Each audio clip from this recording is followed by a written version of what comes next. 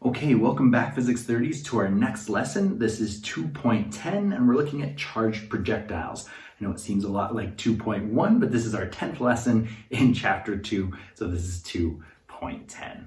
Okay, so let's imagine that you are a quarterback in a football game and you're wearing a helmet like this and you're looking out of this face mask. This is similar to what your point of view would look like. And as the quarterback, you want to throw the ball to your teammate. Now, if your teammate is stationary and you are stationary, you can throw the ball on a straight line and it should arrive at your teammate. Looking above the field, you throw it in a straight line and it arrives at your teammate. However, in the game of football, the quarterback isn't always stationary. Sometimes they have to be moving and running away from opponents. So they might be running in this direction and then throw the ball. Now, the quarterback has a side-to-side velocity and is giving the ball a forwards velocity. This is going to cause the quarterback to have to think of some physics, because if we throw the ball right at the opponent in a straight line, the ball is not going to end up landing there. And we can see from the overhead view that as the quarterback throws the ball, it travels in this blue diagonal trajectory. And that's because even though we threw the ball directly to the right here, down the field, there is also the component of the quarterback's velocity that is going to affect the motion of this ball. So if we add up the red and the black arrows, we get the blue diagonal line that it seems to follow. And that's because the ball is doing two things. It is moving down or in our y direction at a constant velocity, and then it is thrown in the x direction at a constant velocity. These x and y components add together so that when it's thrown, it continues its same x velocity and its same y velocity, and we get this angle, again, by adding those vectors head to tail. So if I take this highly deflated football and throw it forwards at 5 meters per second, it would continue at 5 meters per second. And even if I'm moving to the side at 2 meters per second and throw it at 5 forwards, it's going to continue at 5 meters per second. So now its velocity will be at an angle of 2 meters per second sideways and 5 meters per second forwards. Now let's look at how this applies to electrons and charged plates, which is our topic in this chapter. If I fire an electron at a constant velocity to the right here in non-charged plates, it should continue to move at a constant velocity. Now, if I charge these plates and the electron is repelled from the plate at the top and attracted to the one at the bottom, it's going to accelerate in this downwards direction because it's an electric field. Now that part isn't constant velocity going down, it is accelerated. But the same idea of having x separate from y, but the motion of the object being a combination of them is the same idea. So let's show that with some arrows. So now if I launch the electron sideways or to the right, but it's going to accelerate down, the motion would look like this. So here we can see those red lines that are going this direction stay consistent the whole way across because its velocity in x is staying consistent. But then I see the yellow lines going down are increasing. It starts with no initial velocity in y, then it gets a little bit, then a little bit more, then a little bit more, and as it moves across, it gets bigger. That's what's going to give us this curved trajectory. Now for solving for what's going to happen, we need to keep those x and y separate again because they're not going to be affecting each other. Just because something is moving to the side doesn't affect its acceleration down. Okay, so what I'm going to call these scenarios are charged projectiles. You may have seen projectiles from previous questions in Physics 20 or at the start of this course when we were looking at gravitational projectiles, so throwing things into the air and they're going to curve towards the ground. Very similar, but some things are going to be a little bit different. Here's the main things to take away. Motion perpendicular to the plates. So the plates are like this. Any motion in this way is going to be accelerated because there's a field strength in between those plates. It's going to be accelerating because the F net is going to be greater than 0. There's going to be an electrical force applied to that charge. Now, motion that is parallel to the plate, so going this way, there is no electric force in that direction. So then the F net is going to be equal to 0, and it will be traveling in uniform motion parallel to the plates. So I do want to pause here and focus on where F net is 0 and not equal to 0, because you might see that terminology come up on a test.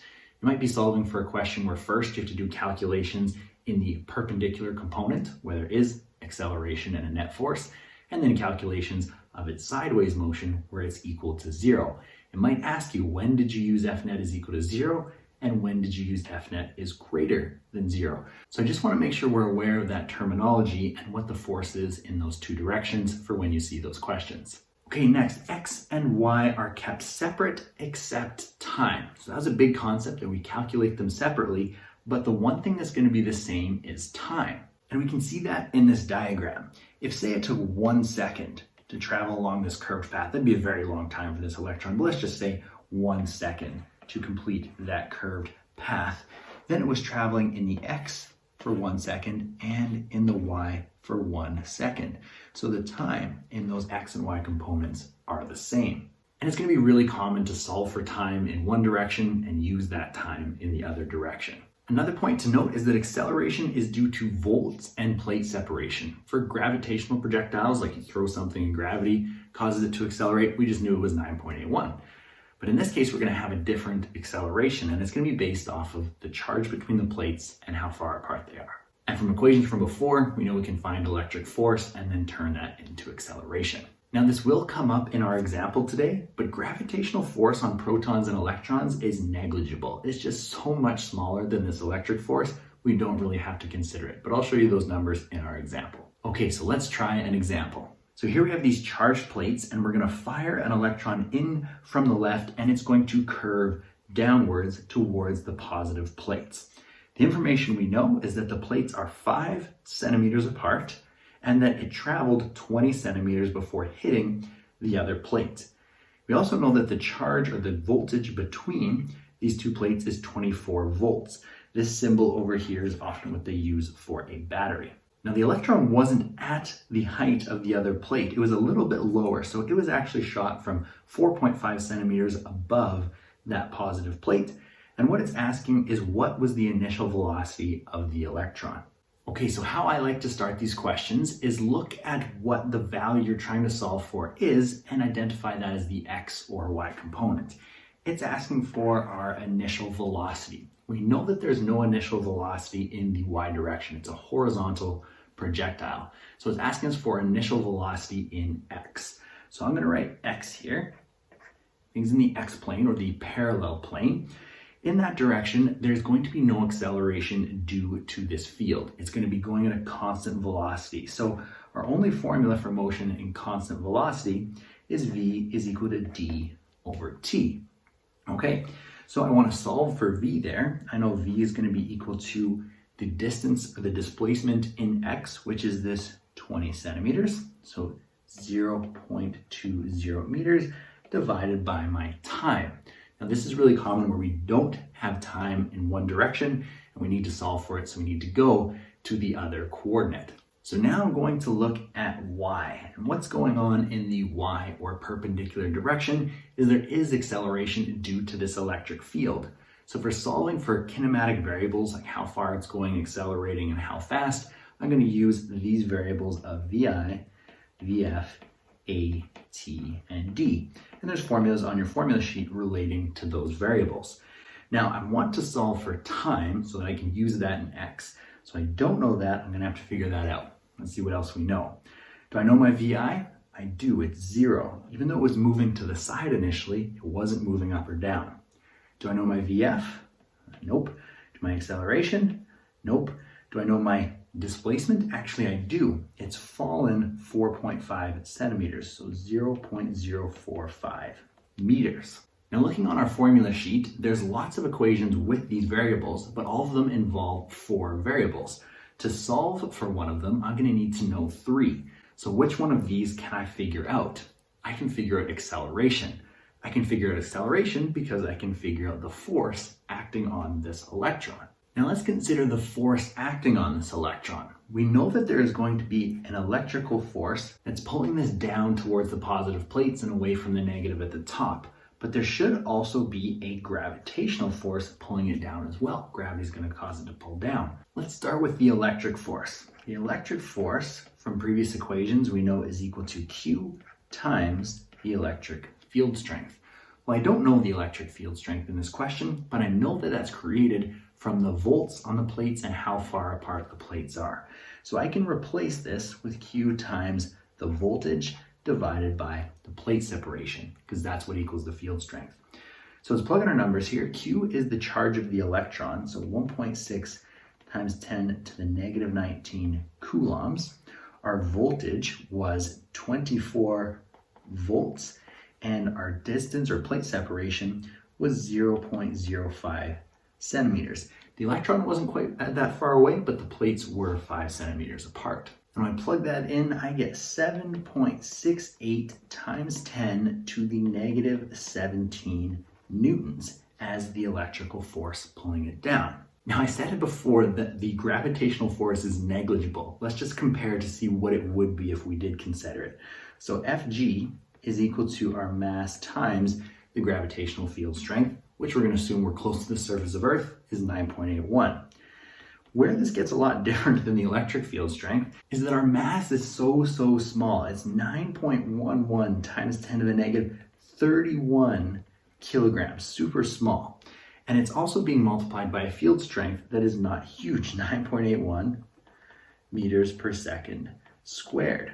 So if I compare these values, right, the charge number is bigger than the mass. And the field strength here is going to be bigger for the electrical force as well. So we should get a much smaller number for gravity. And when I plug in, I get 8.937 times 10 to the negative 30 newtons. And again, you might think, well, that's not too huge. It's not that big of a difference. This is exponents. So if we write out these numbers, that's a pretty small number for electric force. That's a way smaller number for gravitational force. So for the acceleration of the electron, we can say that gravity is playing almost no effect and it's going to be negligible.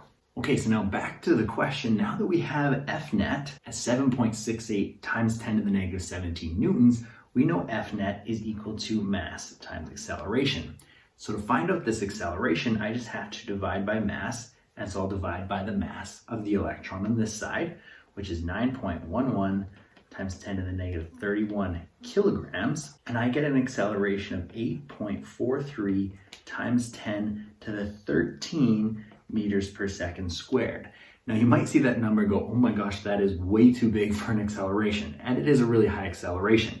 It's actually a higher number than the velocity or the speed of light. You might think, well, nothing can go faster than the speed of light. My number might be wrong. It's a good thing to consider, but it's not going to be accelerating for this acceleration at not even 1 second. If it accelerated for this for 1 second, you're right, it would hit way too high a velocity, but it's not even going to accelerate for 1 second. The time is going to be so small that it's not going to have a velocity over the speed of light. So really high acceleration, remember, that's not saying what the velocity is. So don't worry, you will get high numbers here. Okay, continuing on, now that I have my acceleration, I'm looking for an equation that has VI, has acceleration, has time, because that's what I want to solve for, and has my displacement. And on your formula sheet, we find the formula D is equal to VIT plus half AT squared. It's the one that does not have VF. Now for solving this, we want to solve for a time again, so we can go back into X. So VIT, velocity initial was 0. So 0 times whatever the time is going to be 0. So I can just cross that term out. Then I'm going to multiply the half over, or cancel the half by multiplying by 2. So that's gone. Divide by the acceleration. That's gone. And lastly, square root. So I take 2 times my 0.045 meters, because that's the distance that it falls, and then divided by the acceleration of 8.43 times 10 to the 13 square root, and I'm getting a very small time of 3.267 times 10 to the negative 8. So a very short amount of time that it accelerates like this. And now we're almost done. We're going to take this time, which again is in seconds. I should put the unit there. Goes over here, and we divide our distance traveled in X by that time that is the same for X and Y. We get a velocity that rounds to 6.1 times 10 to the 6 meters per second, right? And that is our answer that was initially shot in the plates. Okay, so that concludes this video. I hope that helped you to understand what's going on for a charged projectile and give you an idea for how to solve them. Thank you so much for watching this video, and I will see you in the next lesson.